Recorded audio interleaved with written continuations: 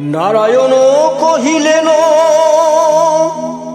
শুনো মতিমান, নিজ নিজ গৃহে সবে করিল প্রস্থান। যশোদা কৃষ্ণের কহে, শুনো পরমেশ, আমারে প্রদান করো জ্ঞান উপদেশ। তোমার জননী আমি,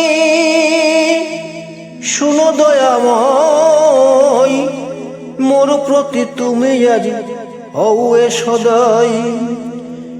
এ ভব সাগরে প্রভু তুমি কর্ণধার, দুস্তর সাগর হতে করহ উদ্ধার। জননীর বাক্য শুনি কহে সনাতন, শুনো শুনো মত তুমি আমার বচন।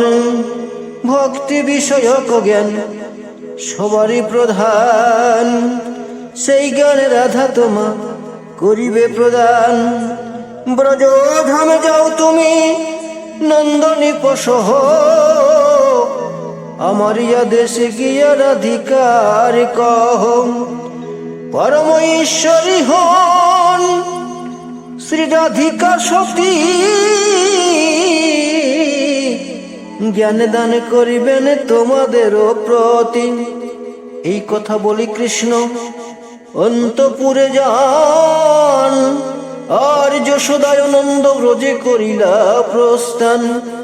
কদলীর বনে দোহে করিয়া গমন, আর বিরোহিণী রাধিকারে করিল দর্শন।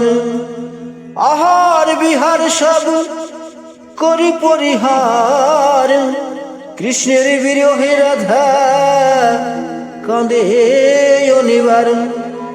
ঝর ঝর ঝরে জল যুগল নয়নে, আর সাহিত্য রয়েছে সতী শোকাকুল মনে। ক্ষণে ক্ষণে মূর্ছা যায় নাহি বাহ্য জ্ঞান,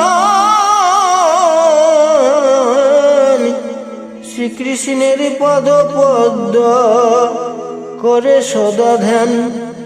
কল্পনায় কৃষ্ণমূর্তি করিয়া দর্শন, কখনো হাসিছে কভু করিছে ক্রন্দন।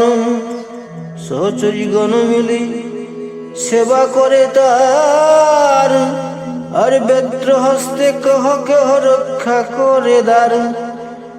যশোদানন্দ রাজা আসিয়াছে ঠাই, ভক্তি ভরে প্রণিপাত করে রাধা পাই।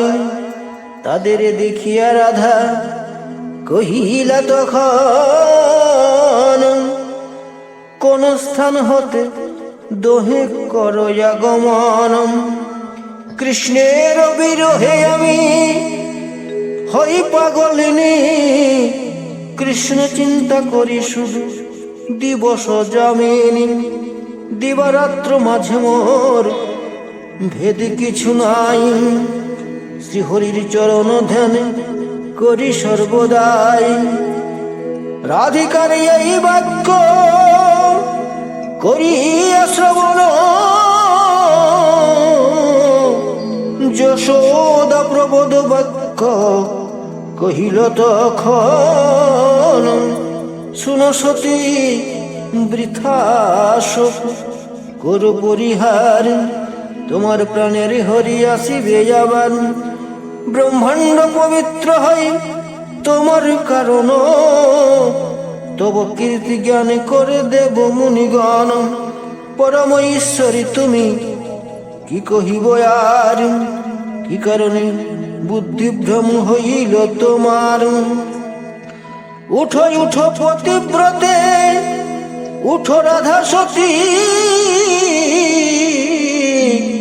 এসেছি যশোদায় আমি সঙ্গে নন্দপতি। মোদের প্রেরণ করে কৃষ্ণ সনাতন, তব কাছে তাই মোরা করি আগমন। ভক্তি বিষয়ক জ্ঞান করো মোরে দান। আবার আসিবে হেতা কৃষ্ণ ভগবান, তোমার প্রাণের কান্ত আসিবে আবার। শ্রীদামের সাপ হতে পাইবে উদ্ধার, যশোদার এই বাক্য করিয়া শ্রবণ। ধীরে ধীরে রাধা দেবী লোভিলা চেতন, কৃষ্ণের কুশল বার্তা শুনে রাধা সতী জ্ঞান দান করিলেন যশোদার প্রতি।